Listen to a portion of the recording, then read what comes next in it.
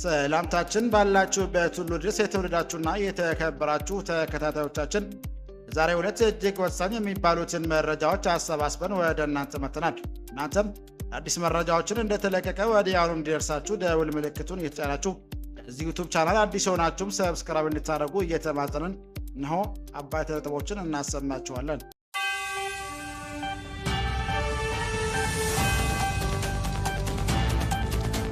በአማራ ክልል የደቡብ ጎንደር ዞን መቀመጫ በሆነችው ደብረ ታቦር ከተማ በፋኖ ታጣቂዎችና በመንግስት ኃይሎች መካከል በተካሄደ ግጭት ሕይወትና የንብረት ጉዳት መድረሱን ነዋሪዎች ተናገሩ።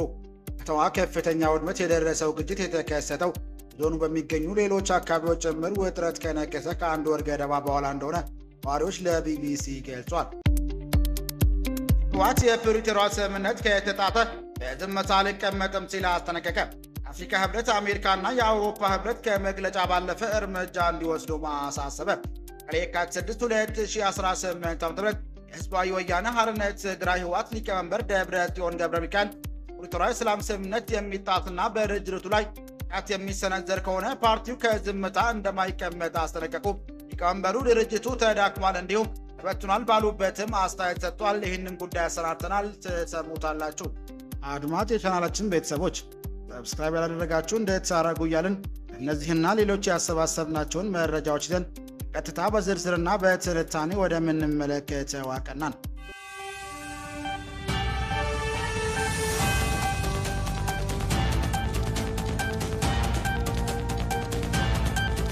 በአማራ ክልል የደቡብ ጎንደር ዞን መቀመጫ በሆነችው ደብረ ታቦር ከተማ በፋኖ ታጣቂዎችና በመንግስት ኃይሎች መካከል በተካሄደ ግጭት ሕይወትና የንብረት ጉዳት መድረሱን ነዋሪዎች ተናገሩ። ከተማዋ ከፍተኛ ውድመት የደረሰው ግጭት የተከሰተው ዞኑ በሚገኙ ሌሎች አካባቢዎች ጭምር ውጥረት ከነገሰ ከአንድ ወር ገደማ በኋላ እንደሆነ ነዋሪዎች ለቢቢሲ ገልጿል። ደህንነታቸው ሲባል ስማቸው እንዲጠቀስ ያልፈለጉና ቢቢሲ ያናገራቸው አራቱ ወጣቶች ረቡዕ የካቲት 4 2018 ዓ.ም ማለዳ 12 ሰዓት እስከ 1 ሰዓት ከተማ ውስጥ ተኩስ መስማቱን እንደጀመረም ተናግሯል። እስከ ቀኑ 11 ሰዓት ድረስ የዘለቀ ነው ባሉት በዚህ ግጭት ፖሊስ ጣቢያዎችና የመንግስት ተቋማት ተቃጥሏል። እንዲሁም የመንግስት የጸጥታ ኃይሎችና የፋናው ታጣቂዎች ሞተዋል ብሏል። ሟቾች ቁጥር ምን ያህል እንደሆነ ባይጠቀስም የደረሰው ጉዳት ከባድ ሲሉም ገልጸውታል። ለነዋሪም የፋርታ ወረዳ ፖሊስ ጽሕፈት ቤት ሙሉ በሙሉ ወድሞና ቄስ አለማየሁ የሚባል አካባቢ የሚገኝ የከተማ ፖሊስ ጣቢያና ዞኑ ፖሊስ መምሪያ እንዲሁም ማህበረሰብ የሚባል መስሪያ ቤት ተቃጥለዋል ብሏል።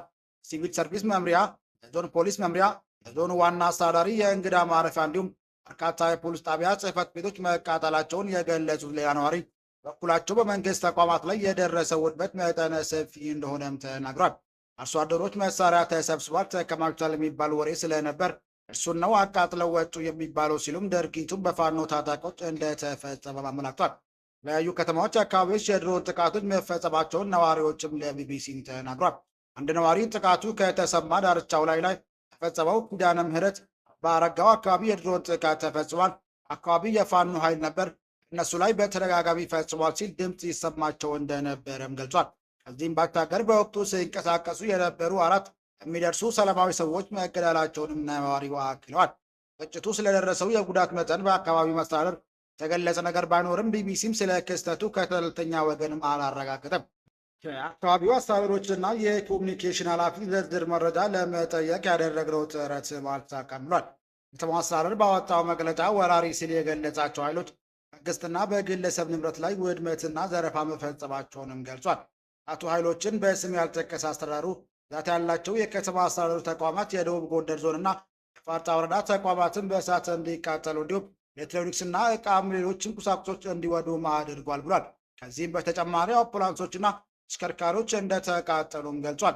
ከተማ አስተዳደሩ በማህበራዊ ሚዲያ ገጹ ላይ በቃጠሎ የመደቡ ተቋማትና ንብረቶችን መሰል አጋርቷል። ከአማራ ብሔራዊ ንቅናቄ አብን የካቲት 3 2018 ዓ.ም ባወጣው መግለጫ ክልሉ አንዳንድ አካባቢዎች ግጭቶች አገርሽተዋል ብሏል። አካባቢዎቹ በስም ያልጠቀሰው የፓርቲው መግለጫ ባለፉት ጥቂት ጊዜያት ታይቶ የነበረው አንጻራዊ መረጋጋት ሰሞኑ ወደ ተባባሰ የትጥቅ እንቅስቃሴ መቀየሩንም ገልጿል። ክልሉ የሚንቀሳቀሰው ታጣቂ ቡድን ለግጭቱ እስካሁን ያለው ነገር ባይኖርም 2 ዓመታት በላይ በግጭት ውስጥ ባለው የአማራ ክልል ውስጥ የምትገኘው የደብረ ታቦር ከተማ አልፎ አልፎ በታጣቂዎችና መንግስት ኃይሎች መካከል የሚከሰት ግጭት እንዲሁም ሰላማዊ ጦት ውስጥም ቆይታለች። አካባቢው ተሰማርቶ የነበረው የመከላከያ ሰራዊት የተወሰነ መልኩ ቢሆንም የከተማው አጋብነት ግጭት ጋብ ብሎ እንዲቆይ አድርጎት ነበር ይላሉ ነዋሪዎች። ሆኖም የመከላከያ ሰራዊት ከደቡብ ጎንደር ዞን መውጣቱን ተከትሎ የፋኖ ታጣቂዎች ረቡዕ ዕለት ወደ ከተማው እንደገቡም ይናገራሉ። አንድ ነዋሪ ባለፈው ሳምንት አርብ ጥር 29 2018 ዓ.ም መከላከያ ከደቡብ ጎንደር ወጥቶ ነበር፣ ከዚያም ፋኖች በየወረዳው ገቡ፣ ከዚያም ወደ ዞን ገቡ ብሏል። ከተማው ዙሪያ ለአንድ ሳምንት ያህል ውጥረት እንደነበር ያሳወሱት ነዋሪዎች ማክሰኞ ዕለት በስራ ላይ ሳሉ የፋኖ ታጣቂዎች በመኪና ተጭነው ወደ ከተማዋ እያመሩ እንደሆነ ሲሰሙ እኩለ ቀን ላይ ስራቸውን አቋርጠው ወደ ቤት መመለሳቸውንም ይናገራሉ። በዙሪያው ውጊያ ከተጀመረ አንድ ሳምንት ሆኖታል። ሰኞ ዕለት ማታ ጀምሮ በደብረ ታቦር አለመረጋጋት ነበር። ከዚያም ረቡዕ ጠዋት 1 ሰዓት ላይ ጀምሮ እስከ ቀኑ 11 ሰዓት ድረስ ከተማው ግጭት ውስጥ ነበር። ድሮን ጥቃትም ነበር። ከሁለቱም ወገን በፋኖም በሚሊሻም ብዙ ሰዎች ሞተዋል ብሏል። አብንም እስቲያ ማክሰኞ ዕለት ባወጣው መግለጫ በዝርዝር ያለው ነገር ባይኖርም አገር መከላከያ ሰራዊትም መነቃቀጥ ተከትሎ ህዝባችን ለዳግም ሰብአዊ ሁከት የሚዳርግ ሁከት ተከስቷል ሲል የመከላከያ ሰራዊት እንቅስቃሴ እንደነበረ አመልክቷል። ከተማዋ ከስጋት የተላቀቀች ባይሆንም የረቡዕ አመሻሽ 11 ሰዓት በኋላ ተኩስ አለመኖሩን ነዋሪዎች ለቢቢሲ ተናግሯል። መከላከያ ሰራዊት ወደ ከተማዋ እያመራ እንደሆነ ከተሰማ በኋላ ታጣቂዎች ከተማውን መውጣታቸውን ነዋሪዎች ገልጸዋል። ለነዋሪዎቹ ከሆነ ከተማዋ አሁን ላይ የመንግስት የጸጥታ ኃይሎች ቁጥጥር ስር ትገኛለች ብሏል። ግጭቱ ህይወታቸው ያለፈ የጸጥታ ኃይሎች ቀብር ስነ ስርዓት ሐሙስ ላይ ይሰማ ከነበረ የተኩስ ድምፅ ባለፈ ምንም አይነት የመሳሪያ ድምፅ እንዳልነበረ ነዋሪዎች ገልጸዋል። ሐሙስ ዕለት ወደ ከተማ ወጣ ብለው እንደነበረ የገለጹ ሌላ ነዋሪ በኩላቸው አልፎ አልፎ በከተማው ሰዎችና ባጃጆች ሲንቀሳቀሱ እንደሚታዩ፣ ነገር ግን የመንግስትና የግል ተቋማት ዝግ ሆነው መዋላቸውንም ተናግሯል። ከተማ አስተዳደሩ ከተማዋ ከረቡዕ አመሻሽ ጀምሮ ወደ ቀደመ እንቅስቃሴዋ መመለሷን የማህበራዊ ሚዲያ ገጹ አስታውቋል። የንግድ ድርጅቶችና አገልግሎት ሰጪ ተቋማት ስራ ጀመራቸውንም ጠቅሶ በከተማዋ የነበረው ሰላም ለመመለስ እንደሚሰራም ገልጿል። ከተማዋ ሰሜን ጦርነት አንስቶ ሰላም አግኝታ አታውቅም ያሉ አንድ ነዋሪ ግን ኑሯቸው አሁንም የሰቆቃ እንደሆነ ይናገራሉ። ነገ ምን እንደሚሆን አናውቅም፣ የፋኖ ታጣቂዎች እና የመንግስት የጸጥታ አካላት ናቸው የሚያሰቃዩ ሲል አጣብቂኝ ውስጥ መግባታቸውን ይገልጻሉ። እንደኛ ሲገባ ሌላኛው ሲወጣ የሚፈጠረው ከፍተኛ የሚገቡ ዘራፊዎችና ልጆቻቸውን ከእናታቸው ነጥቆ ገንዘብ የሚጠይቁ አጓዮች እንደሚያሰጓቸውም ነዋሪዎች አክለዋል። የእኛ የአደጋ ጊዜ መጥሪያ 911 መድኃኔዓለም ብቻ ነው ሲሉም ሰላማቸው እምነት በሚጥሉበት አካል እንደሌለ በተስፋ መቁረጥ ተናግሯል። ደብረ ታቦር ከተማ ስለተከሰተው ግጭት የአማራ ክልል አስተዳደር እስካሁን ያለው ነገር ባይኖርም ቢቢሲ እስከ ሐሙስ ምሽት ድረስ ደቡብ ጎንደር ሱዳን ጋር የደብረ ታቦር ከተማ አስተዳደር ኃላፊዎች ተጨማሪ መረጃ ለማግኘት ያደረገው ጥረት ስልካቸው ባለመነሳቱ አልተሳካም ብሏል።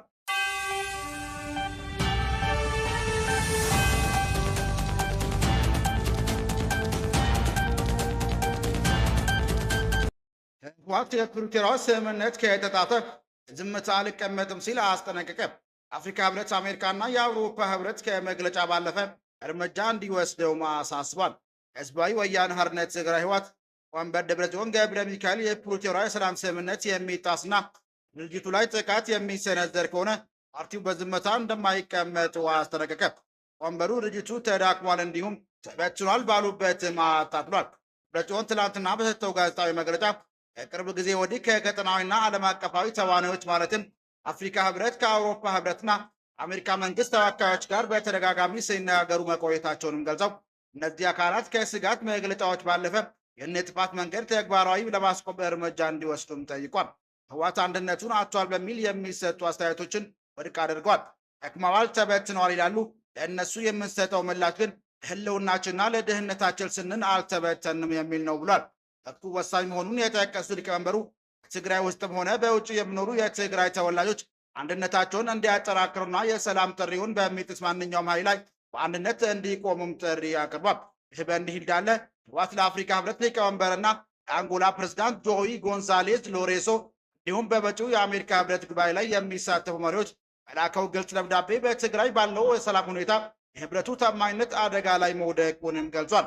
ህወሓት በደብዳቤው እንደገለጸው የአፍሪካ ህብረት የህዳር 2022 ዓ.ም የተፈረመው የፕሪቶሪያ ስምምነት ዋነኛ ሰላጭና ምስክር እንደመሆኑ መጠን ስምምነቱ እንዳይፈርስ የማድረግ ፖለቲካዊና ሞራላዊ ኃላፊነት አለበት ብሏል።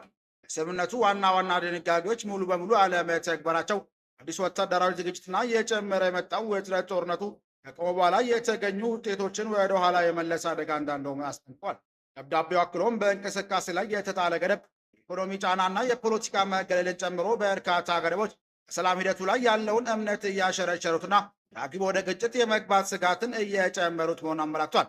እምነቱን መጠበቅ አለመቻል በሰሜን ኢትዮጵያ አለመረጋጋት እንዲፈጠር ማድረጉም በላይ ለአፍሪካ ችግሮች አፍሪካዊ መፍትሄ የሚለው መርህ አማኝነት እንደሚያሳጣውም ደብዳቤው አስፍሯል። ህወሓት በደብዳቤው የሰላም ስምምነቶች ያው ሰነድ መሆናቸውን ጠቅሶ የህዝብን እምነት ለመጠበቅ ግልጽ እድገትና ታማኝነት ያለው ክትትል አስፈላጊ መሆኑን አጽንኦት ሰጥቷል። አፍሪካ ህብረት መሪዎች በመጪው ጉባኤ የፕሪቶሪያ ስምምነት አስገዳጅነት እንዲረጋገጥና ሁሉም ወገኖች ሙሉ በሙሉ እንዲተገብሩት ግፊት እንዲያደርግም ጠይቋል።